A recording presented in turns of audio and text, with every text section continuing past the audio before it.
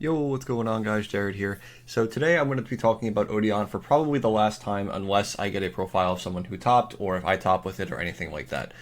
So when they started this, Odion cards were released. I showed you guys a version that was more hand trappy, mid-range, probably a more competitive version. That would probably be the closest thing that can compete in today's format with hand traps, main consistency cards, and low brick count, things of that nature. Then I showed you guys a more combo-y version with Ancient Fairy Dragon and comboing into the Odion cards through that route. Now, lastly, I want to show you guys a more trap version. This is a slower version that really slows down and uses Temple of the Kings to use some powerful trap cards that you were able to search in this deck, which is very cool, that I wanted to just show you guys. I think it's cool.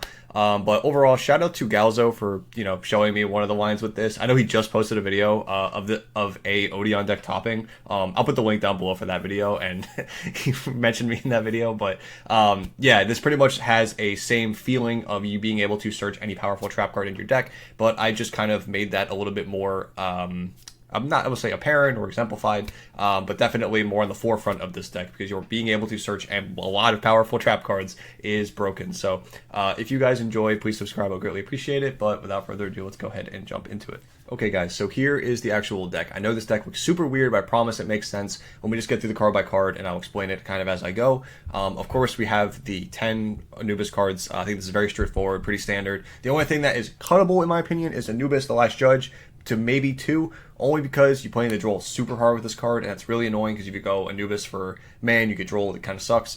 But this card is also just another normal summon realistically, so playing 6 normal summons is a little, usually it's like 5, 2, 6, so you can get away with 6, but just something to keep in mind ratio-wise. And then, of course, there's like the 10 main starters altogether. 1 copy of Temple of the Kings. This card can be bumped up to 2. You are really trying to abuse this card in this deck through multitudes of ways, which I'll get into a little bit later as I'm going through the deck. But this card is really, really strong. And it's really funny how this card is technically a brick, but it synergizes so well with so many things in this deck. It feels crazy being able to flip trap cards as fast as you can in this deck through multiple means. And again, I'll talk about that a little bit later. 1 copy of Circuit. This is still, like, in my opinion, the brick of the deck. I hate this card because you need to have Temple of the Kings. If you don't have it, this card just is literally a do-nothing card. You can't even pitch it off Golden Ward, which really, really sucks. So it can just get stuck. But yeah, just 1 necessary one of so that you can able to search the extra Temple of the Kings if you need it. 2 copies of 2 copies of Swamp Deity, 2 copies of Serpent. I don't think you need more than this. You can play 1 copy of Serpent, but 2 is only because you don't always have access to Anubis, so if you don't have it, being able to have that extra one really, really matters and it comes up. And in this deck where you're playing a slower version, trying to slow the game down, it's completely fine. Not every deck has to be a min-max hand trap pile of starters, extenders, and what's it called, hand traps. So with a deck like this, you don't need to follow that exact path as long as the cards in your hand are playable, and being able to set them still is playable in a deck like this. 1 copy of Anguish Pattern, you're going to get access through this through the Solo Hat Rabbit, or you can get it through Heavenly Prison in this build. But yeah, this card is broken. You're able to pop so many cards. 2 copies of Sanguine. I know this is a weird ratio of the Eldlich cards, but you want to keep it very minimal. These cards are not strong. They're really just in here for like an accruing long game value that you're going to be getting, and the synergy off of the trap monsters themselves with things like Anguish Pattern, so just keep that in mind. So 2 Sanguine, 3 Conquistador, 1 Hekaro, and 2 Golden Ward. You can switch these ratios around. I always encourage people to test around.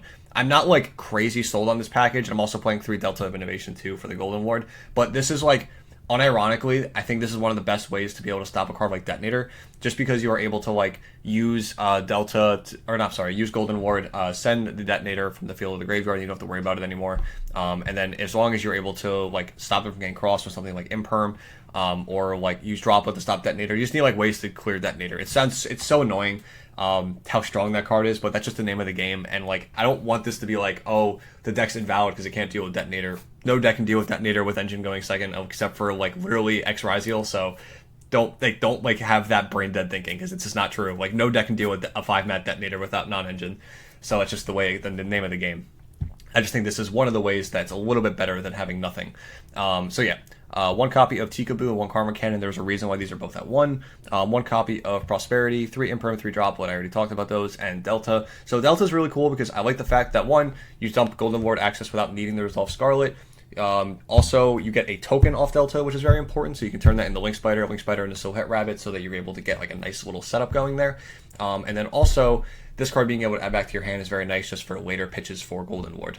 Just a very strong field spell, like overall. It gives you a lot of value. Very broken card. And lastly is 3 Ward of the Heavenly Prison. As I said, in Galzo's profile, the guy was using this. He was only playing 1 though, and he was using this to get search it off of Gallant Granite. I would much rather play 3 of this card and be able to always, because I want to draw this card, right? But if you go for this card in that combo, you are kind of like, you're stuck, like you're forced, if you don't draw this card, you're forced to go into that line because you want this card because it searches any trap card, which is broken.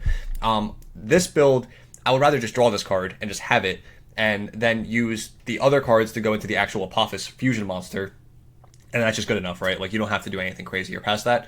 You don't even have to make the rabbit if you don't want to. But I would rather just have the Divine Serpent on the field because I think this card is so broken. Along with Silhouette Rabbit. Yes, that line plays in the nib harder, but you're like, I don't think it's that big of a deal because if you have this anyway in your back row, who cares? You already kind of made it. So at that point, you're fine. And you can make the rabbit before you hit Fifth Summon anyway, so it's completely fine. So I'm playing 3 Ward of the Heavenly Prison. I'm not playing nib. I don't think you need it. Obviously, Gallant Granite can search nib, something to keep in mind. But But the biggest thing in this deck is the interaction between Temple of the Kings and other cards. So that those other cards can be a lot of different things. So Ward of the Heavenly Prison is definitely the biggest one. Being able to, in the main deck at least, setting things like Karma Cannon and Tikaboo. Both these cards are broken. They are almost turn skips for many decks. Being able to send away Link monsters with Karma Cannon, booking stuff in Ryzeal, especially Tikaboo, being able to stop Malice, put them on 1 Cyberse monster. And then even Ryzeal, if they have a Pyro and a Thunder, they can't go into any of their Exceed monsters, so even that like really shuts them down. And you're doing it a little bit later too. You're not doing it off the rip, right? So they're going to be a lot less likely to have a way to get to like X Ryzeal to pitch to negate this, and then that's not even including other back row that you're going to have, right? This is literally just off of like the minimalistic thing of just flipping this.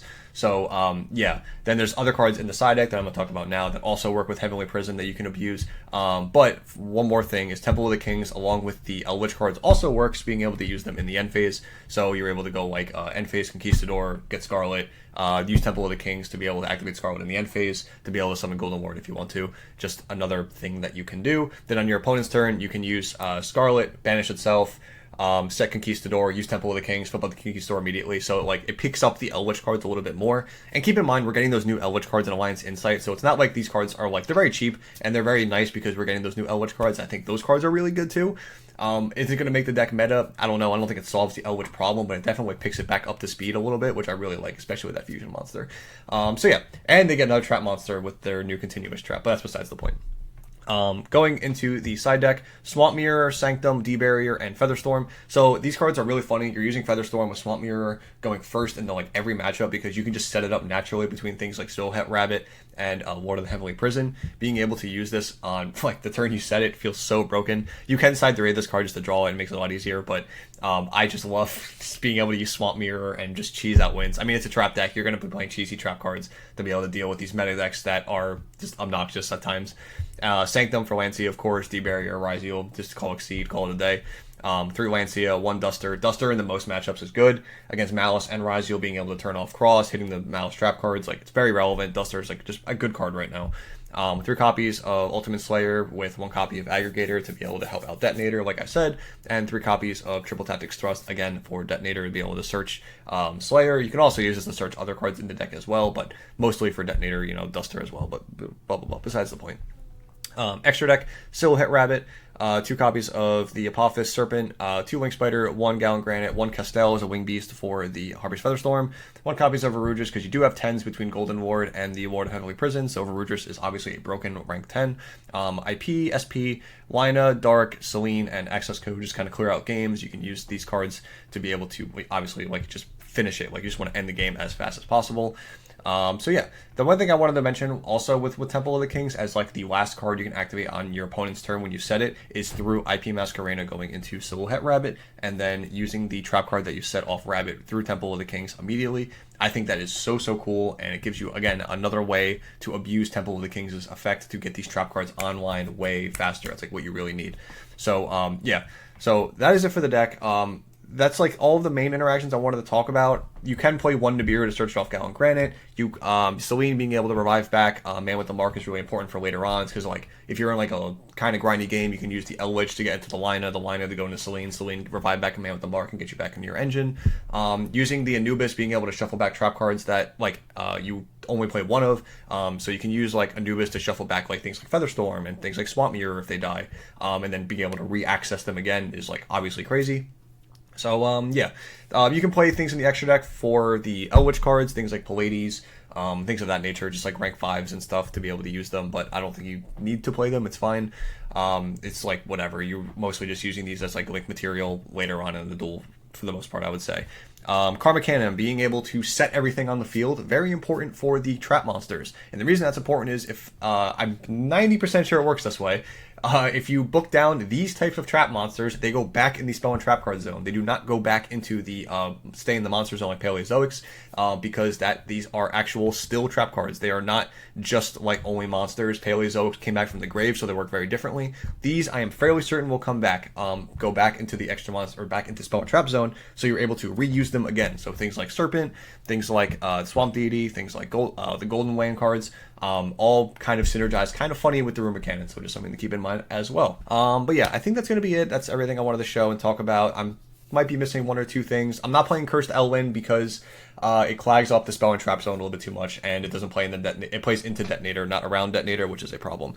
But yeah, so overall, I hope you guys enjoyed. Let me know what you think down below of the more purpley Eldlich, or not Eldlich, the purpley Odion deck, actual purple Odion deck, not these combo hand trap type versions, just actual purple cards, setting cards, and getting it to go the way you want it to go, and flip your trap cards and Temple of the King's Abuse. So overall, hope you guys enjoyed. Please subscribe if you did, and I will see you in the next video. Bye, guys.